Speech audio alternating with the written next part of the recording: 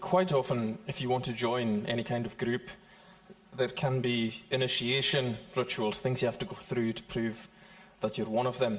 And I think sometimes folks, I certainly have had the impression that discipleship can be a bit like that.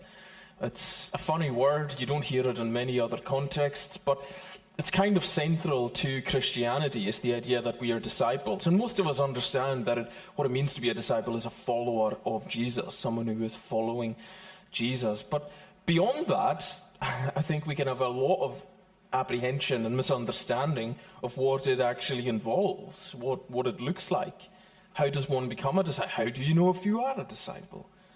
Do you have to go through some sort of elaborate process? If any of you have ever, I don't know, either played rugby or been around people who do play rugby, some of them can be pretty terrifying, the things that you need to do to be considered one of the team. And every different kinds of group has their own sort of traditions and rituals around these kinds of things. But I thought today, well, the start of another year, the lectionary puts us here after Epiphany. We've celebrated the birth of Jesus. We then have had if you like, chronologically, the story of the Magi, the kings or the wise people who come to see him. Then he's got his exile into Egypt, and then snap, he's grown up, he's tempted by the devil, and then we land on the start of his ministry. And as we start another year, it's a really good time to consider, what did Jesus actually look for in disciples? And then, well, how did he choose the ones that he did? And then what does that look like for us if we are hoping to be people who are invested in this story and following along and being disciples ourselves? Where's the good news in all of that? Because that's a good thing to be reminded of.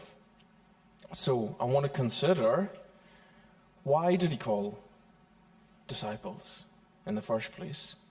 Who did he call as disciples in this story? And lastly, what did he actually call them to? Why did he call them? Who did he call? And what did he call them to? Why did he call disciples? What was Jesus' ministry even about as it gets going here in this chapter? In the verse 15, Robert read for us the passage that actually is lifted straight from the Old Testament in Isaiah. Land of Zebulun and Naphtali, the way of the sea, beyond the Jordan, Galilee of the Gentiles. The people living in darkness have seen a great light. And we often actually quote that at Christmas time. What's going on with that? Because it's got these Old Testament tribal names, and it's particularly talking about a piece of land or geography. But what's the significance of it? Well, you might remember from the story, once Israel is delivered through the Red Sea, the Exodus happens, and then they get settled in the Promised Land, the land flowing with milk and honey. And that land gets portioned out according to the different tribes, okay? Zebulun and Naphtali are two of the major tribes, and their strip of land, if you like, happens to be quite far to the north, geographically. Now, what happens to a piece of territory that's considered to be a prized piece of land, which Israel always has been? What happens to the bits that are quite near the borders or the edges over time? They're the first ones to be contested and quite often conquered. And so what happened to these bits of land up towards the north, as time went by and Israel got deposed and exiled and different empires rose and fell, this was the first place they would go for. This is the first place they would try and infiltrate and settle. And so this piece of land, from a military point of view, had been a bit of a football going back and forth. That meant there are lots of different people settling in it, different ethnicities, different kinds of groups over the years. And that meant Israel, being full of human nature, like we all are, and quite often the worst impulses of that getting to them, the way it had become viewed, this piece of land, in their culture was, they are not thorough Israelites up there. They have a lot of Gentiles who have conquered them and breeded in with them over the years. They're not really as pure as we are down here towards Jerusalem. All right? So this is starting to be seen as a bit of a religious wilderness or no man's land, completely overlooked and looked down on. And what you have here is Jesus choosing that place, in line with Isaiah's prophecy, to be where he starts his ministry. Hundreds of years before Isaiah had written this, before all these empires had risen and fell. And that's where Jesus chooses to, if you like, alight and show that he has come and that he's bringing good news and that he is the light of the world. The people living in darkness have seen a great light. Everyone else in Israel thought they were living in utter darkness because of their makeup and who they were. But reminded me this morning of somewhere else that Jesus said something similar. Do you remember when he's being challenged, when he starts kind of going to dinner parties and he hangs out with people who are either tax collectors, who are the scum of the society and completely vilified, or quite often prostitutes and women who are making money that way. And the religious establishment say to him, why are you doing this? Why are you essentially polluting yourself by spending time with people like that? What was his response? It's not the healthy who need a doctor. It's the sick. And often the subtext with Jesus' message to them is they're actually further along the road of this whole religious observance and enterprise and spiritual connection with God. They are closer to the kingdom of heaven than you are, because they realize the light that's inside of me and that they have need of that. You don't think you need it because of your, whatever it is, religious observance or keeping of the law or the rituals you practice. That can be and often is a barrier and separates us from being able to actually connect with Jesus. And so, is it any coincidence that he chooses this place that's utterly despised to begin his ministry? A bit like the genealogy that we thought about at Christmas that's got these women in it who otherwise wouldn't be given a place in the historical records of the time, but they're included. People from all over the quote-unquote Gentile region, people who were of Roman and Greek background, start to become interested in his message and actually find some hope in it for themselves. What's the message for us? Why did Jesus come and start calling disciples? Because he wanted to bring light to those who knew that they were in darkness. Meaning that the essence of the gospel is that it doesn't matter how much darkness you are in or that you perceive yourself to be in. Whether you got yourself there through your own efforts or whether darkness has enveloped you in some way because of others or just because of the circumstances of life, it doesn't matter. Because you are the exact person who's in the position to experience the light and the goodness of Jesus. The qualifiers are not either our religious observance, our attempts to follow him, our so-called perceived goodness, our standing in society, our wealth, our ethnicity, or any of that. The qualifiers are, do I have some, even a modicum of a feeling of darkness that I know that I need Jesus to come and actually encounter me with, and actually bless me with his presence and this light that he came to bring, this quality of life that he came to bring? Do I know I have some kind of need of that? Can I challenge you this morning not to disqualify yourself from that? Because it is for us that he came. Whatever darkness you feel like you are in and surrounded by, can I plead with you that he came to bring light to it? And that'll look different for all of us. But sometimes we think the things we think that would separate us from God is actually why he came, because it's for us. And he wants to bring his light to us. And then, who does he call? That's why he came to make disciples. But who does he call in this first outing in his ministry? Verse 18, as Jesus was walking beside the Sea of Galilee, he saw two brothers, Simon called Peter and his brother Andrew. And they were casting a net into a lake, for they were fishermen. Come, follow me, Jesus said. I'll send you out to fish for people. And they left their nets and followed him. Now, I think this is why quite often the concept of discipleship can feel heavy to us or a bit distant, and we're not sure.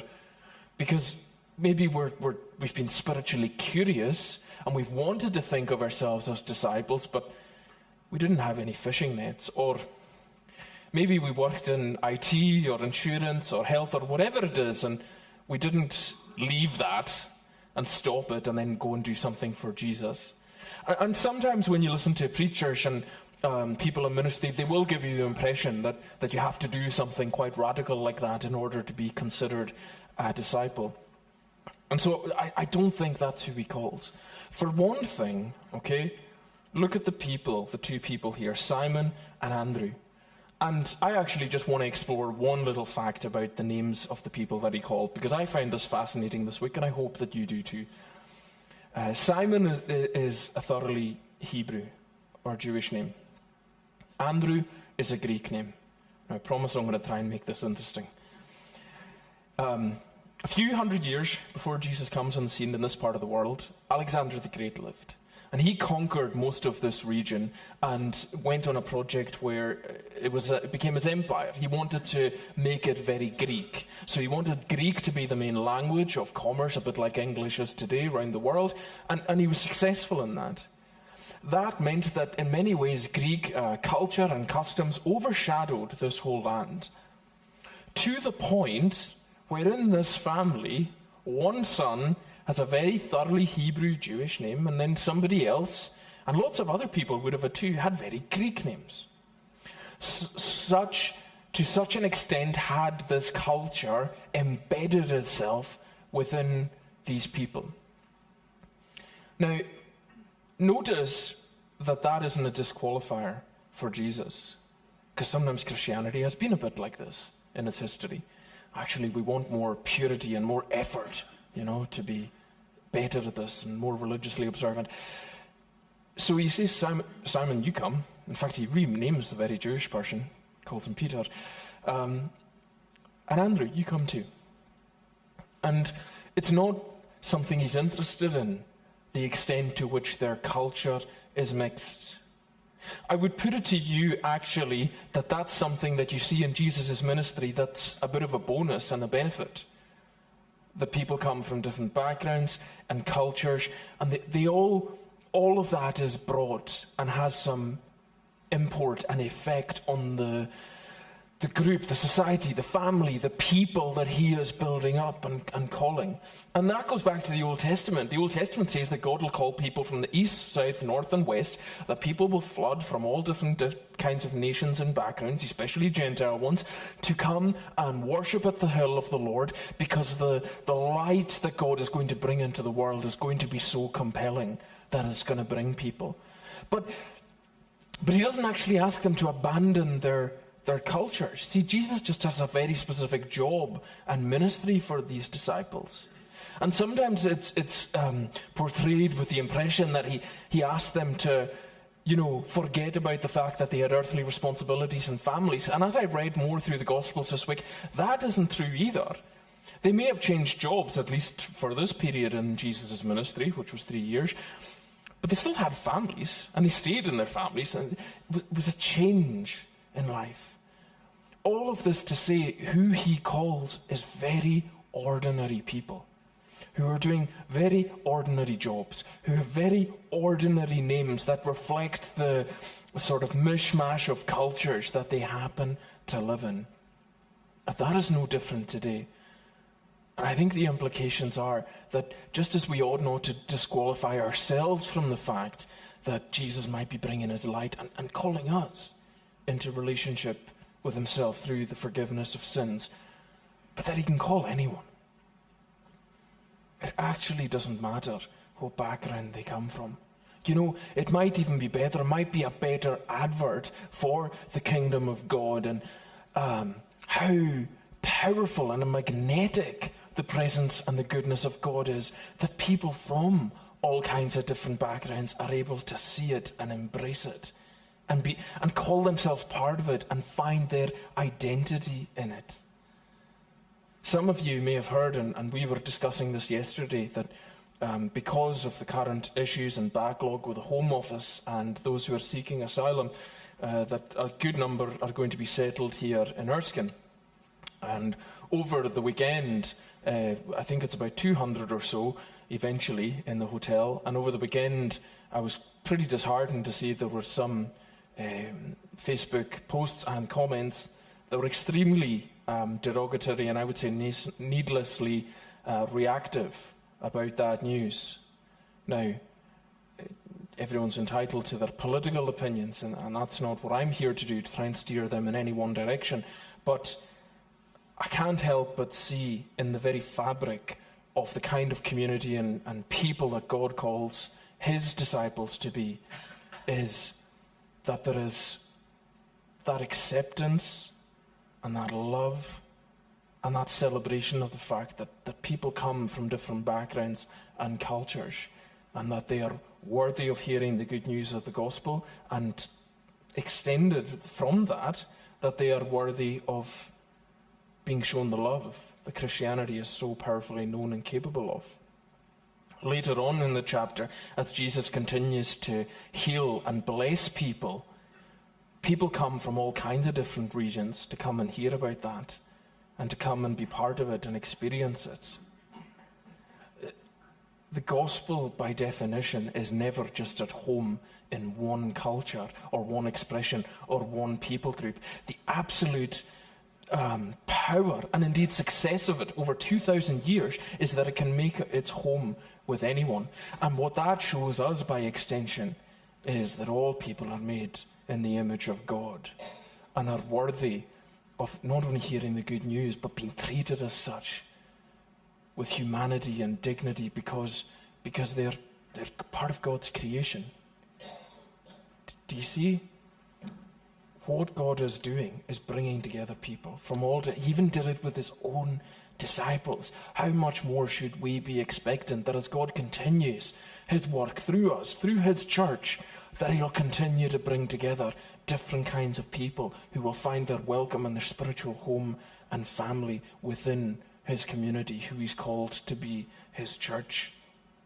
The kind of people he calls are very ordinary, from all different kinds of backgrounds, because that's eventually going to be a testament to the power of his gospel, his goodness, his grace, his message. When people look and they see, wow, that is filled with just such ordinary people, and they're all coming from a different starting place.